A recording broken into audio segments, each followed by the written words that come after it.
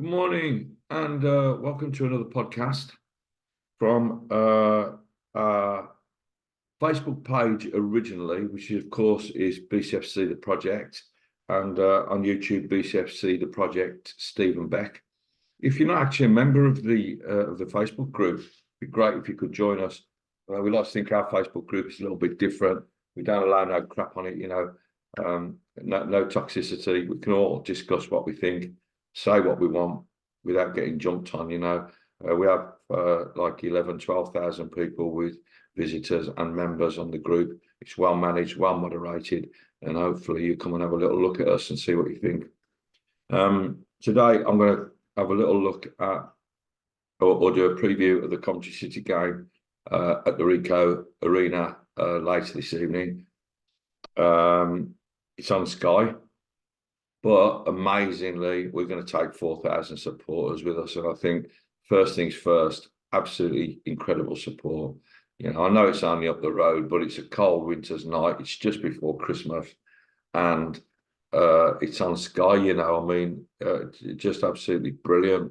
Take that sort of support is amazing. And I was just having a chat with a couple of people yesterday and saying how I wish I was going. I always loved Coventry City away. A lot of memories of going to Highfield Road. Not that keen on the Rico. Bit of a nightmare to get there. And something to bear in mind tonight when you go is the fact that I don't think they're selling beer in there tonight. No alcohol in there at all. I think we've got a little bit of history of not behaving ourselves too much. But on the, I think it's on the park with all the shops on just opposite. There is a casino, and I think you can get a drink in there, and it literally is 2 minutes away from the ground, so you can just have a top in there if you want, and just go straight into the ground and in your seat in minutes. I think this game tonight's going to be interesting. It's a massive game for Blues. We really need to get something out of this. There's a lot of unrest amongst the supporters. It doesn't matter what anyone says. Gary Cook can talk to his blue in the face. It's not going to stop people being unhappy about the way the team is performing. We've got everything at the club. They've done an absolutely amazing job, but the fundamental thing is the football, and at the moment it isn't good. You can't get away from it. You can't sugarcoat it. It just isn't good. I've been Wayne Rooney's biggest supporter, and I'm starting to look at it now and think, something we need desperately to get some points on the board. Coventry City aren't going to be the easiest of games either. They've had a recent pickup in form. This is Coventry all over. This is though. They start every season really slowly and then pick up. We saw it last season, and I know they had a few games that I missed at the start of last season due to the ground not being sorted or something. But when they came back, as the season went on, they grew and grew and grew. Of course, they've lost a few players now, Guy Caress being the main one, so he won't be a pain in the side for us. But they play a very interesting setup, which will be interesting as far as we're concerned to see how Wayne Rooney copes with it. They play with a 5 at the back, so 3 in the middle, 2 wing backs. They're a pretty expansive side. They in terms of not expansive, constrictive side in terms of how they play. So they play very narrow. So what they try to do is force the opposition down the sides. So for us, our wingers are going to be really, really important. But also, what they tend to do is flood the midfield. So they're going to have 5 in the midfield. They're going to have the centre backs there as well, and we're going to have an awfully tough job getting through it. They've had some decent recent results as well. They drew at Stoke 0-0, and they won 3-0 at Millwall.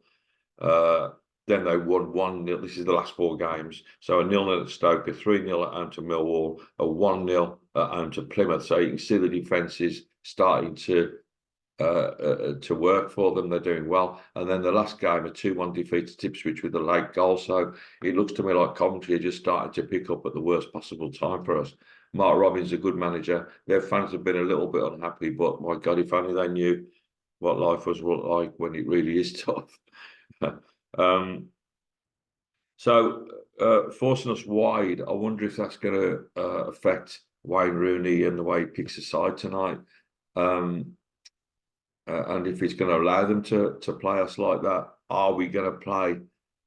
It's hard to play that pressing game with so many bodies in front of you. You know, it takes an awful lot.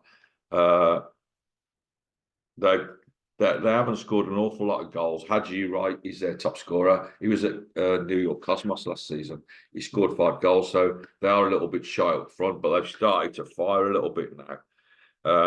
They are also really good in the air, so if they don't mind defending free kicks, and they don't mind defending corners, and also they don't mind defending crosses, which is why they push teams wide. So you're going to see a game, I think, where Coventry are going to try and completely dominate the midfield and push us back. That's a little bit worrying to me because our last 2 games, we looked extremely vulnerable through the middle, and I'm hoping that Wayne Rooney has a little rethink this evening and considers not playing this aggressive press. We can play the press from the front.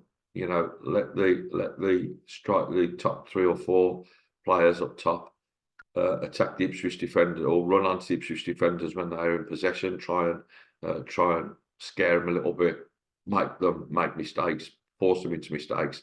Goalkeeper's not very big either. He's only 6 foot, you know, but he's only 6 foot. But so the policy of shot on sight, which we had at Blackburn, might be okay.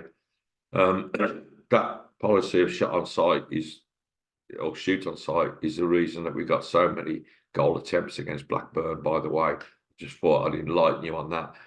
When you look at those goal attempt statistics, it sort of looks like, my God, like must have been all over them, all those attempts at goal. But if you have a look at it, you know, so many shots were fired off from 25, 30 yards, you know, we're never, ever going to, I mean, some of them were like back passes, I think I said before. And I think Bakuna was whacking a few into the crowd. And, you know, so you got to look sensibly at statistics. And those Blackburn statistics are a little bit misleading, really. Although we did look good going forward at times. I don't know how we're going to play. I mean, I have no idea. The last 4 or 5 games, I've been able to sort of say that I've got a pretty good idea of what the setup's going to be. And if I'm honest, I've probably got a good idea, really, how he's going to do it, because I don't think he's going to change his mind, you know. And I think we're going to have the 4 across the back, more than likely going to be the same 4. Obviously, Laird can't play, but Buchanan and Drama with Ivu and Sanderson in the middle. And we're going to have, I mean, this team is becoming a little bit too predictable now for me. And if I can sort of understand how predictable it is, I'm pretty sure Mark Robbins and his coaches are going to understand that too. So, you know, sitting in front of those back 4, we're going to have a selection of 2 from 4. I mean, usually Bakuna and Sunich, but if you had Jordan James and Bakuna, Bielik and Sunich, and if you had that to that Jordan James and Bakuna, it's usually 2 out of those 4. For me, you take Bakuna out of that foursome, because Bakuna doesn't concentrate enough. If you play him alongside Christian Bielik, he just goes missing too much. And Bielik gets a bit of a bad press because of it. You know, several times this season we've seen, but even with Sunich, when he's playing, he's had to cover the fullback so much that he leaves Christian Bielik just on his own in the middle, and it makes Bielik look poor. So 2 from the 4 there. And then we've got, of course, I mean, the wingers are going to be important here today because they play with wing backs. So we've got to look at, I don't know what we're going to do, Marshy and Dembele, or we could play with just 1 winger and don't let them force us out and go for the battle through the middle. I don't see Wayne Rooney doing that, to be honest. I think he's too stuck in his ways at the moment.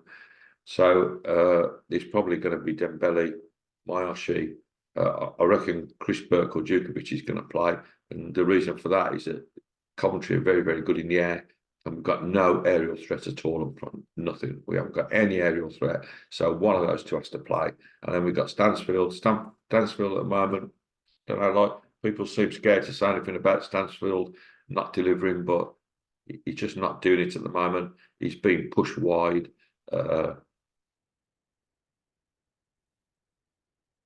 That's not to say that the lad's playing badly or he's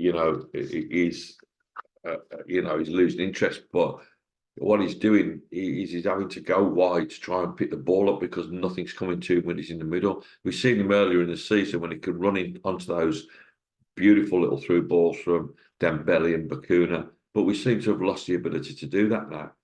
The performances as the weeks go on seem to be getting scrappier and scrappier. And I'm going to use the word scrappy because against Blackburn, there were a lot of good signs, but it was really scrappy. There was no, the formation was all over the place, and there was no consolidation of the side when we needed it. They played straight through us. And a lot of people are saying, Sunich can't play in that pressing game because it needs to be fast passing, like just one touch passes and move. And Sunich really isn't the player to do that, is he? He hasn't got the silky skills and the one touch. But had he played against Blackburn, I think that Blackburn wouldn't have gone through the middle like they did against us because Sunich, being a little ratter, is going to put his foot in everywhere. It might not be pretty, but sometimes it's very effective. You just need to buy those 5 or 6 seconds when Sunich holds the play up to get players back. Coventry are going to try and hit us with the long ball as well. They don't mind playing the long ball. Keeper, although I said earlier he's not very big, he's got an extremely good kick on him. So, we've got to be looking for those aerial raids. And unfortunately, our back four at the moment is vulnerable aerially. I don't think they know what to do. They say, they're marking space rather than marking players. I don't like that. I prefer marking a player.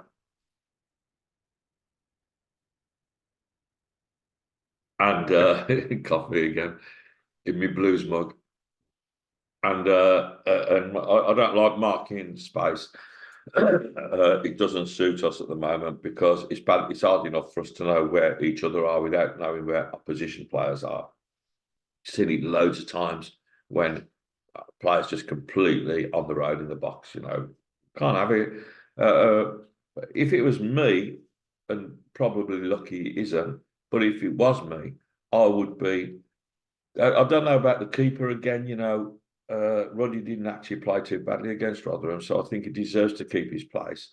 And it depends on what setup Rooney plays. If he's playing that pressing game again, then Ruddy's always going to be a little bit of an issue for us.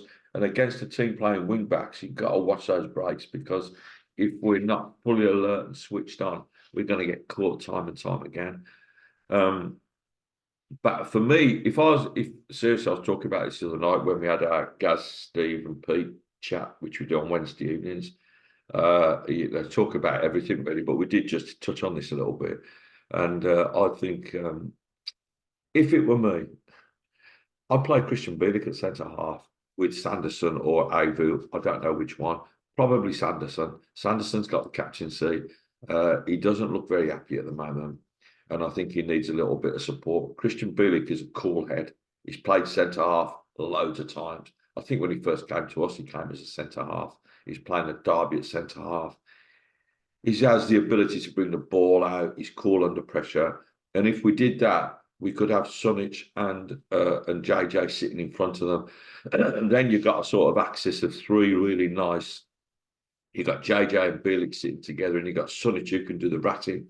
And then we can look at the front four, and go either way with that. Dembele and Mayoshi, I'm guessing he's going to go. I mean, if it were me this week, I'd start with Djukovic and Burke on the bench if we need it. And then we've got Stansfield, it means dropping Bakuna. But I think or we play Bakuna at the sacrifice of some height up front. Someone was saying the other day, yeah, but we don't play high balls, but we do. You know, we do play those high balls because sometimes, you know, when we see Ruddy hit the ball long, that's half the issue of hitting it long with us is we're a really small team, and so we have seen when Djukovic and Burke, to be fair to him, you can't just slag Burke and say, "Oh, he's crap." You know, he does some decent things. Burke, he's not very good with the end product, but he puts himself about and he worries defenders. They're aware that he's there. He's really, really strong. And if you put him on a one-on-one with anyone, they've got no chance. He's really, really quick. So it's not, you know, I mean, he probably won't be my first choice, but you know, let's not just write him off. Um, so when those long balls come from Ruddy into the middle of our, as we attack, if you like, into the middle of the opponent's half, we haven't got anyone that's going to win that ball and knock it on. We've seen Rooney and Djukovic do it. Rooney. We've seen Burke and Djukovic do it. But if you take the aerial threat out of it, so if we play neither Duke nor Berkovic, seriously, Duke or Burke, you can make him sound better by putting an Ovich on the end of it if you want. So if we play Duke, don't play Duke or Burke, and then we're left with Bakuna, Stansfield, Mayoshi, and Dembele. Yeah, it's very mobile. They've got a lot of ability. They can, you know, pass, make those nice little passes and move, and they're all good at one-touch passing. But we've got no aerial threat at all. And from corners, then we have to bring what little height we've got in the team, which is Avu, Bielik, and Sanderson, up to the corners. And then if there's any sort of break on, we're stranded. You know, so you got to think about these things. There's no height in that team at all. So, summary. In terms of like how I think it's going to finish,